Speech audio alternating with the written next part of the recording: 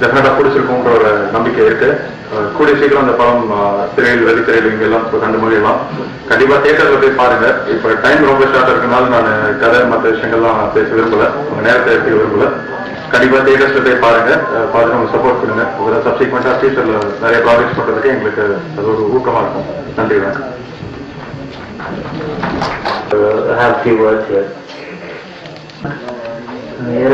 என்னோட முத படம், என் மேல நம்பிக்கை வச்சு இந்த படத்தை எனக்கு இந்த படத்துல ஒரு நல்ல கேரக்டர் கொடுத்தது எனக்கு ரொம்ப நன்றி. பீகாக் மோஷன் பிக்சர்ஸுக்கு என்னோட நன்றியை தெரிவிச்சுக்கிறேன். 3 வருஷம் தெரியல, இப்போ ஒரு 3 நாள் ஷூட்டிங் பண்ணதுக்கப்புறம் தான் அவருக்கு ஒரு நம்பிக்கை வந்துச்சு. ஸோ இந்த மாதிரி வாய்ப்பு நிறைய பேருக்கு கிடைக்காது. ரொம்ப கஷ்டப்பட்டு இந்த வாய்ப்பு எனக்கு கிடைச்சிருக்கு. சார் ராசியெல்லாம் என்னன்னு கேட்டார் ஃபர்ஸ்ட் ஆடிஷன்ல, அப்படின்றது சூழ்நிலையில போட்டாங்க. ரொம்ப சந்தோஷமா இருக்குங்க. இந்த வாய்ப்பை கொடுத்ததுக்கு நான் என்னோட வாழ்நாள் முழுக்க என்னால் மறக்க மாட்டேன். நானாவே எனக்கு டவுட்டா இருக்குது, எனக்கு ரொம்ப பெருமையா இருக்குது இந்த படத்துல பண்ணதுக்கு. அது மட்டும் இல்ல, நான் ரொம்ப பேசணும்னு நினைக்கிறேன். ராம்ஜீவன் சாருக்கு ரொம்ப நன்றி, ரொம்ப சந்தோஷமா இருக்கு. இன்னொன்று ஹீரோயின் மேடமுக்கு ரொம்ப தேங்க்ஸ் அப்புறம் நடிச்சதுக்கு. மற்றபடி இந்த பேய் ஆலன் காதல் கதை, I'm sorry, I have a problem with the language, but I'm trying to learn. I've enjoyed working with the team. It is fantastic. I would like to thank Durai sir for giving me the opportunity. He believed in me. That's the reason I'm here right now. So thank you, sir. Thank you, the entire team. Thank you, my co-actor who really supported me. Thanks everyone, and Kandipa Theatre Koi movie Pakana. Thank you.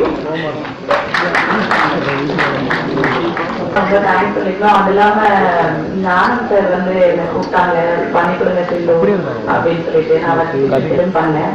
இப்ப நான் சொல்லி எல்லாரும் ஒரு character பண்ணிட்டு இருக்கேன். So என்னோட next film இது.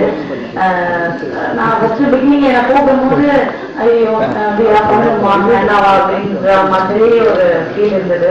அப்புறமா அவங்க சொன்னாங்க, இல்லை நீங்க பண்ணுங்க, ஒரு நல்ல பேர் கிடைக்கும் அப்படின்னு சொல்லிட்டு சொன்னாங்க. கடவுளுக்கு தான் நான் ரொம்ப நல்ல எக்ஸ்பீரியன்ஸ். அதுல எங்களுக்கு பயங்கரமா அடிபட்டுச்சு, கீழே விழுந்து அந்த ஒரு டாக் இரும்புல கட்டி கூப்பிட்டு வர மாதிரி ஒரு இதெல்லாம் எடுத்தாங்க, ஒரு சீன் தான். அதுல எல்லாம் ரொம்ப கஷ்டப்பட்டு நான் ஓட வச்சு கீழே எல்லாம் விழுந்து சிகரெட் எல்லாம் என்ன பிடிக்க வச்சாங்க. அதுக்காக நான் ஈவினிங் குரூப்ல போயிட்டு தம் அடிக்கிறதுக்கு பிராக்டிஸ் எல்லாம் பண்ணேன். அதெல்லாம் ரொம்ப நல்ல எக்ஸ்பீரியன்ஸ். தேங்க்யூ. எனக்கு அதுக்கப்புறம் என்ன பேசணும்னு தெரியல. கதை சொல்லும்போது எனக்கு ரொம்ப சந்தோஷமா இருந்தது. ஏன்னா ஒரு முதல் படத்துல ஒரு டிஃப்ரெண்ட் சிச்சுவேஷன்ஸ் நிறைய கலந்த ஒரு படம் அமையிறது. ஒரு மியூசிக் ஃபர்ஸ்ட் இதுல ரொம்ப ரொம்ப அதிகம்.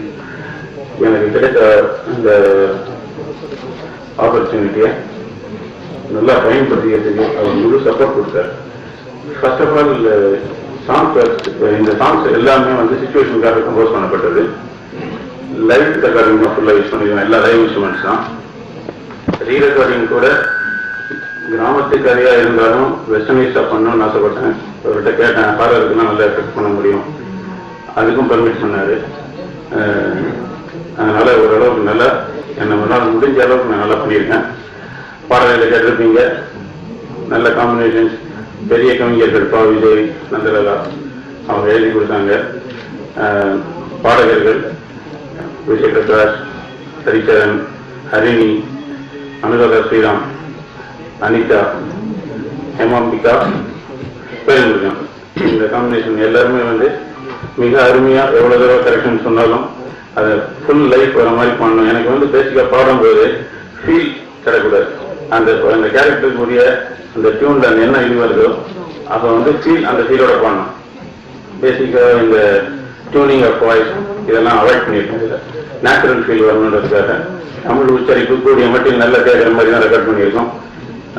கொஞ்சம் ட்ரெடிஷ்னலாக இருந்தால் நல்லா இருக்கும்னு நினைச்சு அந்த மாதிரி பண்ணியிருக்கேன்.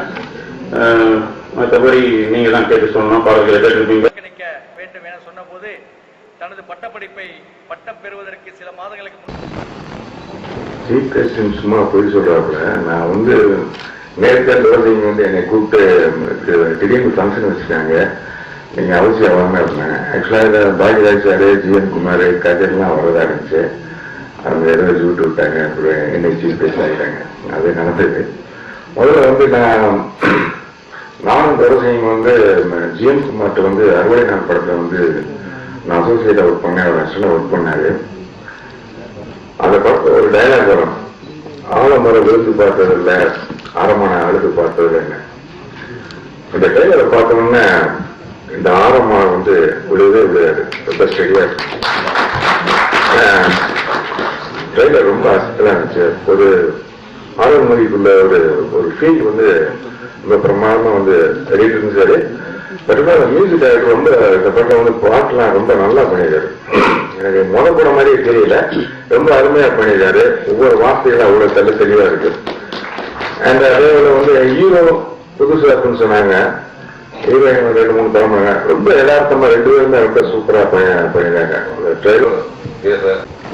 இந்த சொன்னது ஒரு உண்மை இருந்துச்சு. ஏன்னா வந்து இந்த ஃபங்க்ஷனே வந்து 3 பேர் தான், தேவசோழ பாண்டியன் மாதிரி, ராஜ் கபூர், பாக்யராஜ் சார், ஜிஎம் குமார். ஏன்னா நான் ஃபர்ஸ்ட் வந்து ஜிஎம் குமார் சார்ட்ட இருந்துட்டு அந்த இது அப்புறம் தான் வந்து பாக்யராஜ் சார்ட்ட போனேன். ஸோ நாங்கள் ஒர்க் பண்ண படம் பார்த்தா ராஜ் கபூர். ஸோ இந்த 3 பேர் தான் முக்கியமானவங்க. எனக்கு இந்த 3 பேர் தான் விழுதுகள். அதனால 2 விழுதுகள் இல்லாட்டினாலும் ஒரு விழுதை வச்சு இந்த ஃபங்க்ஷன் நடத்தினேன் அப்படின்னு முடிவு பண்ணேன். ஒரு விழுது இருக்கு. பாக்யராஜ் சார் வந்து ரொம்ப கொஞ்சம் படப்பிடிப்பு கொஞ்சம் ரொம்ப டைட் ஒர்க்கு நல்லா சொல்லிட்டாரு. ஜிஎம் குமார் சார் வந்து அவரும் ஈரோடுல வந்து படப்பிடிப்புல இருக்காரு. நான் திடீர்னு வச்ச ஃபங்க்ஷனால வர முடியல. ஸோ அதனால வந்து அவர் எல்லாமே எங்கள் குடும்பத்தை சேர்ந்தவர்கள் தான். இந்த படத்தை பொறுத்தவரை ரொம்ப சிம்பிளாகவும் அழகாகவும் சொல்லப்பட்டிருக்கு. ஒரு பத்திரிகையாளர், முக்கியமான பத்திரிகையாளர் கேட்டாரு, என்ன கேட்டாரு, அந்த படத்தினுடைய டியூரேஷன் எவ்வளோன்னு கேட்டாரு. நான் சொன்னேன் 2 hours தான் இருக்கு. ஷாக் ஆகி கேட்டார் மறுபடியும் 2 hours. ஆமாங்க, அவர் முக்கியமான பிரபலமான பத்திரிகை பேர் வந்துச்சு. ஓட கை கொடுத்தாரு.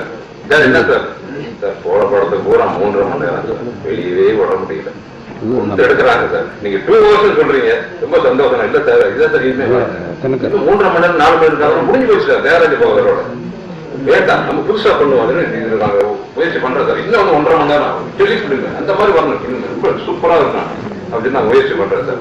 பொதுவாக அந்த படத்தினுடைய கதை அப்படின்னு சில பேயா காதலா அப்படிங்கிறாங்க. அதான் நான் சொன்னேன் வந்து ஒண்ணு இல்ல, காதல் பிளஸ் பேய் பிளஸ் பலி ஈக்குவல் டு மரணம்.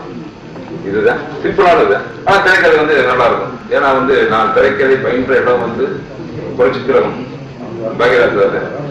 எனக்கு வந்து எனக்கு ஹையர் செகண்டரி லெவல்ல ஒரு ஸ்டூடெண்ட் வந்து எப்படி வளர்த்து விடுவாங்களோ அந்த அளவுக்கு வளர்த்து விட்டவங்க மிஸ்டர் என்னுடைய அருமை குருநாதர் ஜிஎம் குமார். அண்ட் அப்புறம் எனக்கு ரொம்ப ஹெல்ப்பா துணைக்கு துணையாக இயக்கத்தை இருந்தவர் டாக்டர் ராஜ் கபூர். 2 பேர் வந்து எனக்கு ரொம்ப ஹெல்ப்பா இருந்தாங்க. சில அடிப்படை கதைகள்லாம் வந்து டைரக்டர் எனக்கு ஜிஎம் குமார் சொல்லுவாரு. கடைக்கு வந்து எனக்கு வந்து கனவு வந்து கல்லூரி காலத்துல இருந்து கனவு என்னன்னா பாக்யராஜ் சார்ட்டை பேசுறேன்.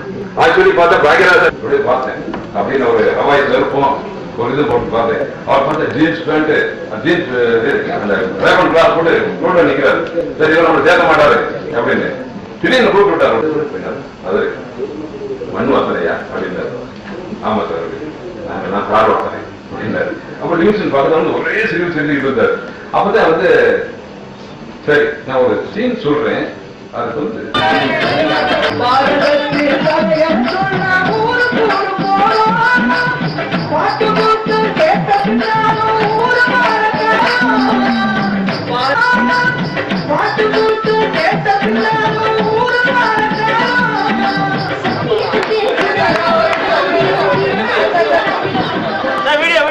கேப்சர் பண்ணோம்.